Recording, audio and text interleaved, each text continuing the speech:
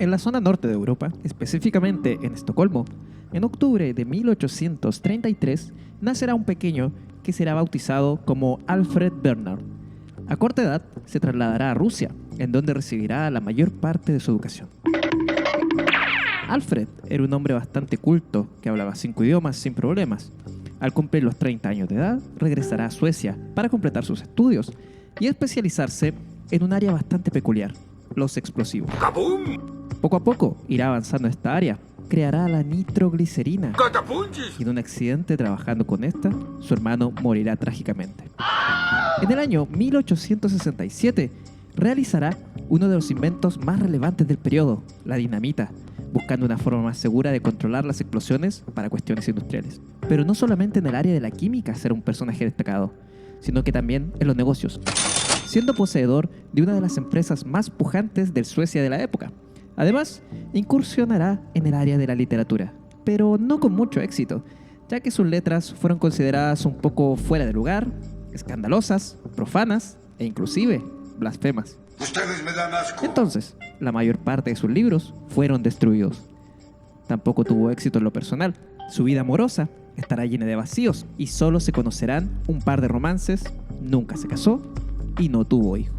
En 1895, con 62 años de edad, redactará su testamento en la ciudad de París. ¡Qué elegancia la de Francia! A raíz de su trabajo industrial y de los 355 inventos que había desarrollado, logrará amasar una enorme fortuna y sintiéndose un poco culpable por la gran cantidad de perjuicios que muchos de estos pudieran causar a la humanidad, dejará solo una pequeña parte para su familia y establecerá explícitamente las instrucciones para que con el 94% del total de sus activos se creara un fondo con el cual se premie a los mejores exponentes en las áreas de la literatura, medicina, física, química y de la paz. ¡Increíble! Al año siguiente, estando en su casa en San Remo, Italia, sufrirá un accidente cerebrovascular y fallecerá. Los encargados de su herencia crearán la Fundación Nobel y su última voluntad comenzará a cumplirse a partir del año 1901, dándole su nombre a los premios que anualmente buscarán reconocer a todos quienes hayan realizado aportes significativos para el desarrollo de la humanidad. ¡Bravo! Y distribuyendo la responsabilidad de elegir a los ganadores entre distintos organismos, quienes se encargarán de buscar alrededor de todo el mundo a los mejores exponentes en cada una de las áreas determinadas por Alfred. El premio se ha venido entregando sin sobresaltos, salvo algunos pequeños problemitas con los nazis, pero ¿quién no ha tenido problemas con los nazis? ¡Un clásico! Una de las áreas más destacadas y con mayor popularidad de esta premiación corresponde al Premio Nobel de Literatura. De este se ha encargado la Academia Sueca, quien selecciona a los ganadores y los anuncia la primera semana de octubre de cada año. En la actualidad, se han entregado 113 Nobel de Literatura a 117 personas diferentes, 101 hombres y solo 16 mujeres. En 4 ocasiones se ha entregado a 2 personas y solo ha sido rechazado por 2 autores, Boris Pasternak de la Unión Soviética y Jean-Paul Sartre. ¡Viejo Kuma! El premio no ha estado exento de polémica, pues han existido notables autores que nunca fueron reconocidos por este, como Kafka, Marcel Proust, Benito Pérez Galdós, León Tolstoy, y en el caso de nuestro continente, Julio Cortázar, Jorge Luis Borges, Rómulo Gallegos, César Vallejo y Nicanor Parra, quienes fueron dejados de lado por la Academia Sueca. ¡No! ¡Estamos en la B! Pero, pese a estas polémicas omisiones, en 6 ocasiones se han premiado autores de este rincón del mundo con el Nobel de Literatura. A propósito del Día del Libro, que pronto se aproxima, en este episodio conversaremos en torno a la vida, la obra y las letras de 2 autores latinoamericanos fundamentales, ambos ganadores de este premio Nobel, quienes han dejado su legado en el tiempo, convirtiéndose en figuras claves para entender a esta colorida parte del mundo. Hoy hablaremos alrededor de la vida de Gabriela Mistral y el señor Gabriel García Márquez. Los amautas eran quienes transmitían el conocimiento en los Andes. Y Las Historias de la Mauta es un podcast de historia y relatos de Chile y Latinoamérica en un formato sencillo y para todos y todas. Bienvenidos al capítulo de esta semana.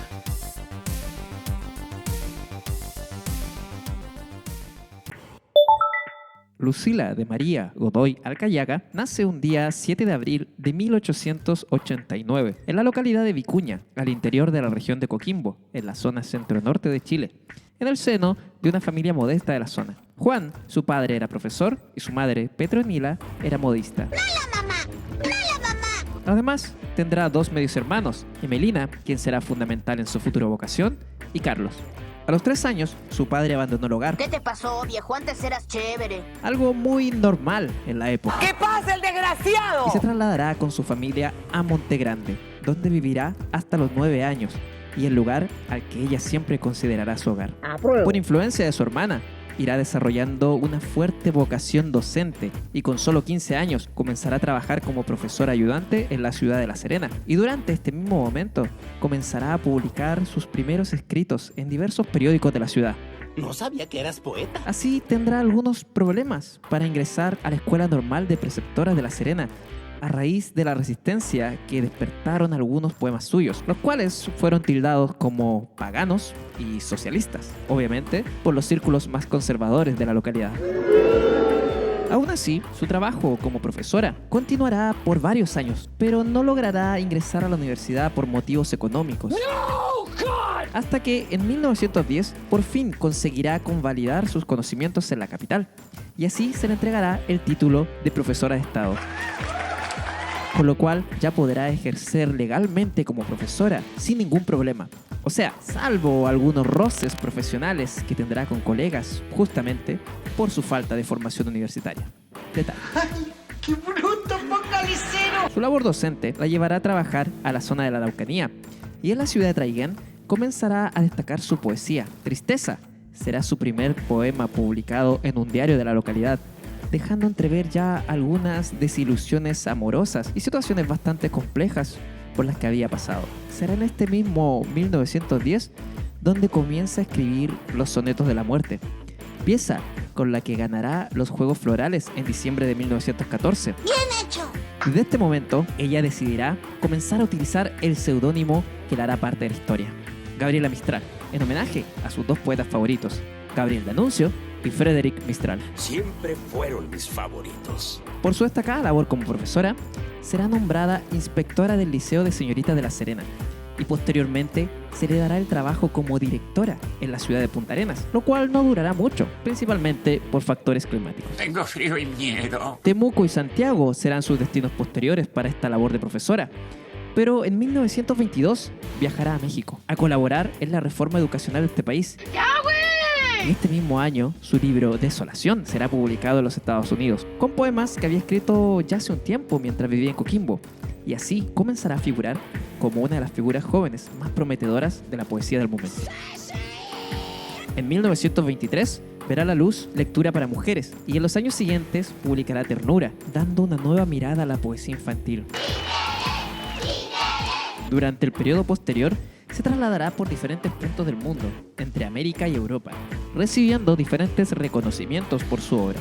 Hacia 1932 será nombrada cónsul en la ciudad de Génova, cargo que no ejercerá por declararse una abierta opositora al fascismo. Ya hacia 1938 publicará Tala, y su peso será tal que su nombre comenzará a ser promovido para los premios Nobel. El presidente Pedro Aguirre Cerda y múltiples escritores del continente respaldarán esta candidatura. Ay, qué bonito. La década de 1940 será compleja, sufrirá por el suicidio de algunas amistades, pero en 1943 la golpeará la que quizás venga a ser la mayor tragedia de su vida, la muerte de Jinjin, su sobrino, a quien ella había adoptado y criado y sobre quien había desatado todo su profundo instinto maternal. Siempre serás parte de mí. Juan Miguel, o Jinjin, de 18 años, se había suicidado en Petrópolis, Brasil, ingiriendo arsénico. Querida mamá, creo que mejor hago en abandonar las cosas como están. No he sabido vencer. Espero que en otro mundo exista más felicidad. En los primeros días de octubre de 1945, Lucila se enterará de la obtención del Nobel de Literatura, el cual se le entregará en Suecia el 10 de diciembre, convirtiéndose en la primera y única escritora latinoamericana en haber obtenido dicho galardón. De mano de su majestad el rey, el premio Nobel de Literatura que le ha sido otorgado a usted por la Academia Suecia. Volverá a Estados Unidos, donde ejercerá como cónsul, y al año siguiente conocerá a Doris Day, escritora norteamericana, quien será su secretaria. Mira mira con la cara que te mira Conan. Pero más importante que esto, será su pareja y compañera desde este momento en adelante. En una relación oculta, pero a la vista de todos. Te amo. En 1951 se le otorgará el Premio Nacional de Literatura. ¡Somos el mejor país de Chile, hermano! Y en 1954 volverá a Chile por última vez, después de haber sido invitada por el presidente Ibáñez del Campo, en donde será homenajeada por las autoridades y fundamentalmente por el pueblo. Un aplauso. Aplaudan. Gracias. Ese mismo año publicará Lagar y se le entregará el título de doctor honoris causa de la Universidad de Chile. Volverá a Nueva York. Afectada por los años, la diabetes y algunos problemas cardíacos, se le descubrirá un cáncer de páncreas, con el cual luchará largamente hasta ser derrotada por este en enero de 1957 con 67 años. El día 19 de enero, su cuerpo llegará a Chile. Será velada por 3 días en la Universidad de Chile. Luego será enterrada en su querido Monte Grande, tal cual había sido su deseo, y en su testamento dejará estipulado que el dinero producido por la venta de sus libros en América del Sur se destinará para los niños pobres de Monte Grande. Este mundo no es para alguien tan bello como tú. Lucila dejará un fuerte y potente legado en el ámbito educativo, con una mirada tierna y maternal a la infancia. Y en lo literario, Gabriela dejará 10 libros en vida y una gran cantidad de obras póstumas que han venido a llenar de colores esta esquina del mundo y que han sido traducidos a múltiples idiomas. Como nota curiosa, tal como había sido su deseo, su medalla del Premio Nobel de Literatura puede ser vista en exhibición en la iglesia de San Francisco, en pleno centro de Santiago, pues así ella lo había querido. Yo no quiero que a mi niña la vayan a hacer princesa, con zapatitos de oro, como juegan las praderas, y cuando llegue la noche a mi lado no se acuesta.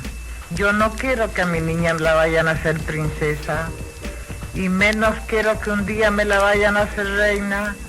La subirían al trono a donde mis pies no llegan. Cuando viniese la noche yo no podría mecerla. Yo no quiero que a mi niña me la vayan a hacer reina. En 1927, en la localidad de Aracataca, en la región Caribe de Colombia, nacerá Gabriel José de la Concordia García Márquez.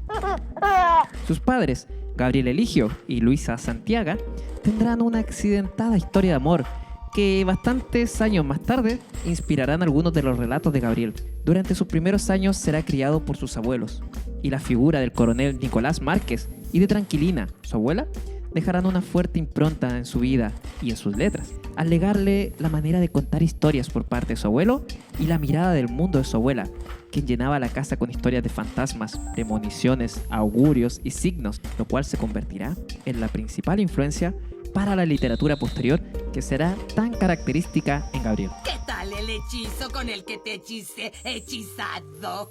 A los 5 años aprenderá a escribir y en el colegio Montessori de Aracataca tendrá su primer enamoramiento. Su profesora Rosa Elena lo flechará y él dirá que fue la primera mujer que lo perturbó. ¡Ay, caramba! Cuando tenía 8 años y por la ceguera de su abuela, Gabriel deberá trasladarse a vivir con sus padres en Sucre, pero pronto será enviado a un colegio internado en Barranquilla, donde comenzará a escribir poemas llenos de humor y a dibujar tiras cómicas. Por su carácter serio y la poca agilidad que mostraba al moverse y en los deportes, le apodarán El Viejo. Al graduarse, en 1947, entrará a estudiar Derecho en Bogotá, y aquí se topará con la metamorfosis, lo cual marcará su deseo por dedicarse a la escritura, buscando realizar algo similar a lo de Kafka, pero yendo más allá de la literatura tradicional y buscando rescatar la fantasía de su abuela Tranquilina. Su primer cuento será publicado este mismo año, La Tercera Resignación. En 1948 se producirán Los Disturbios del Bogotazo, en donde será asesinado el escritor y candidato presidencial Jorge Eliezer Gaitán. ¡Están matando un hueón! Y su universidad será cerrada. Gabriel se trasladará a Cartagena para terminar sus estudios de Derecho y aquí comenzará a trabajar en el diario El Universal. 2 años después decidirá abandonar definitivamente los estudios de Derecho para dedicarse por completo al periodismo, regresando a Barranquilla. Maravillosa jugada. Este periodo será fundamental para la formación de Gabriel, al ponerlo en contacto con gran cantidad de periodistas y cronistas colombianos y al permitirle adentrarse a la lectura de autores diversos que irán alimentando su forma de escribir. Además, su rol como periodista le permitirá estar en contacto con la realidad diaria y así irá navegando constantemente en la idiosincrasia colombiana. Y al que no le gusta, que se joda. Sus primeros relatos irán saliendo a la luz con gran éxito, pero ya obteniendo sus primeras polémicas, por lo cual será enviado a París a trabajar como corresponsal extranjero. Puro Europa no, esos compañeros chicos, pura gente llora. Tras años de lucha editorial, en 1955 conseguirá publicar su primera novela, La hojarasca, y en 1958, con 31 años, se casará con Mercedes Barcha, a quien había conocido desde niño y a quien le había propuesto matrimonio cuando solo tenían 13 años. No me parece que este chico sea muy listo. Al año siguiente nacerá su primer hijo, Rodrigo. Tras el triunfo de la Revolución Cubana, viajará a Cuba, estableciendo amistad con Ernesto Guevara y comenzando a trabajar en la agencia de prensa creada por el gobierno de la Revolución. Esto lo llevará por un tiempo a Nueva York, pero por algunos problemas políticos decidirá finalmente radicarse en Ciudad de México, la cual pasará a ser su lugar permanente de residencia. A fines de 1965 comenzará el desarrollo de su gran proyecto, el cual ocupará 18 meses de su vida y el cual irá compartiendo con sus amigos en el DF, en aquellas noches de bares a medida que avanzaba su escritura. ¡Fuego, fuego!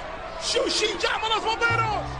Y por fin, con 40 años, en junio de 1967, publicará la novela que le traerá fama mundial, 100 años de soledad, la cual será un éxito de ventas de inmediato y se convertirá en una pieza fundamental en la literatura latinoamericana y universal. Gracias, muchísimas gracias, doy clases los jueves. El lanzamiento fue sin ningún tipo de publicidad, pero venderá gran cantidad de obras, llegando a las 8.000 copias en 2 semanas. Pablo Neruda sostendrá que 100 años de soledad es la mayor revelación en lengua española desde el Quijote de Cervantes. ¡Qué agradable sujeto! La novela será traducida a distintos idiomas y será premiada en un sinfín de oportunidades y le traerá fama a nivel mundial a Gabriel, además de amistades notables, siendo una de las más comentadas la que el escritor tenía con el líder de la revolución, el señor Fidel Castro. Esta amistad, su fama, sus opiniones políticas y sus críticas le traerán algunos pequeños problemillas, como por ejemplo, por largos años se le prohibió la entrada a los Estados Unidos. No soy un héroe, me gusta golpear a la gente. En 1974, García Márquez, junto con intelectuales y periodistas de izquierda, fundará la revista Alternativa, liderando al periodismo de oposición en Colombia. En su número de lanzamiento, Gabriel escribirá un artículo exclusivo sobre el bombardeo al Palacio de la Moneda durante el golpe de Estado en Chile del año 1973, lo cual llevará a que las ediciones se agoten de inmediato. ¡Uy, no lo puedo creer! En 1981 se le concederá la Legión de Honor de Francia. Tras esto, al regresar a Colombia, será acusado de financiar a grupos guerrilleros, por lo cual deberá huir de Colombia y solicitar asilo en México. Al año siguiente, en la madrugada del 21 de octubre de 1982, García Márquez recibirá una noticia bastante esperada. La Academia Sueca acababa de otorgarle el Premio Nobel de Literatura. ¡Bravo! Una nota de alegría en su exilio. La Academia Sueca reconocerá en las historias de Gabriel el reflejo de la riqueza latinoamericana, en donde lo real y lo fantástico parecen mezclarse diariamente. Su discurso de aceptación marcará otro hito en la literatura del continente y será titulado La soledad de América Latina. Me atrevo a pensar que es esta realidad descomunal, y no solo su expresión literaria, la que este año ha merecido la atención de la Academia Sueca de las Letras. Una realidad que no es la del papel, sino que vive con nosotros y determina cada instante de nuestras incontables muertes cotidianas, y que sustenta un manantial de creación insaciable, pleno de dicha y de belleza, del cual este colombiano errante y nostálgico no es más que una cifra más señalada por la suerte. Poetas y mendigos, músicos y profetas, guerreros y malandrines, todas las criaturas de aquella realidad desaforada hemos tenido que pedirle muy poco a la imaginación, porque el desafío mayor para nosotros ha sido la insuficiencia de los recursos convencionales para hacer creíble nuestra vida. Este es, amigos, el nudo de nuestra soledad.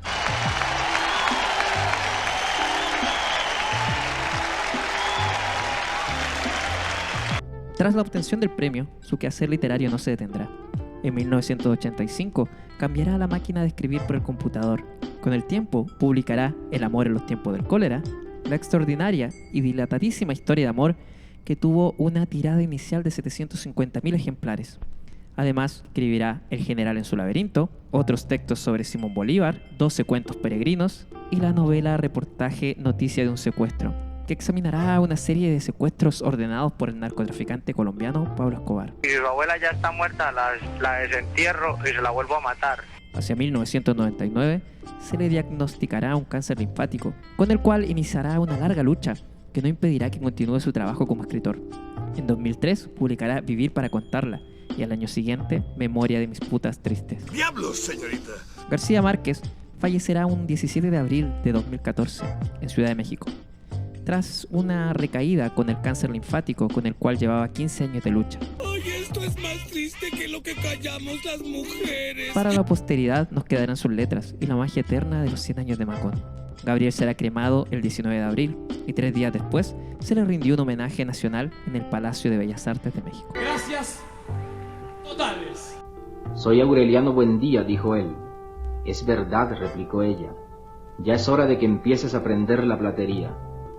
Lo volvió a confundir con su hijo, porque el viento cálido que sucedió al diluvio e infundió en el cerebro de Úrsula ráfagas eventuales de lucidez, había acabado de pasar. No volvió a recobrar la razón. Gabriela Mistral y Gabriel García Márquez son dos figuras claves dentro de la literatura universal. Más allá de su reconocimiento a través del Premio Nobel de Literatura, sus letras vienen a marcar dos enfoques distintos y disruptivos dentro del universo literario, dejando su impronta a través de su mirada del mundo y la forma en cómo sus palabras vienen a exponer la realidad latinoamericana. El mundo se vuelve mágico y real en los cuentos de García Márquez y se vuelve a llenar de ternura con la poesía de Mistral. Dos miradas distintas del mismo mundo dentro de la enorme riqueza cultural que se desprende en esta joven esquina del mundo. Por ahora, llegamos al final de este episodio de las historias de la Mauta, dándole las gracias por haber escuchado hasta aquí, esperando que se sigan cuidando y que la pandemia no los esté tratando tan mal. Lávense las manos, usen mascarillas y aguanten un poquito más, que ya queda poco. Me despido, yo soy La Mauta y volveré la próxima semana con una nueva historia para compartir y acompañarnos dentro de la aventura de la historia. Nos vemos.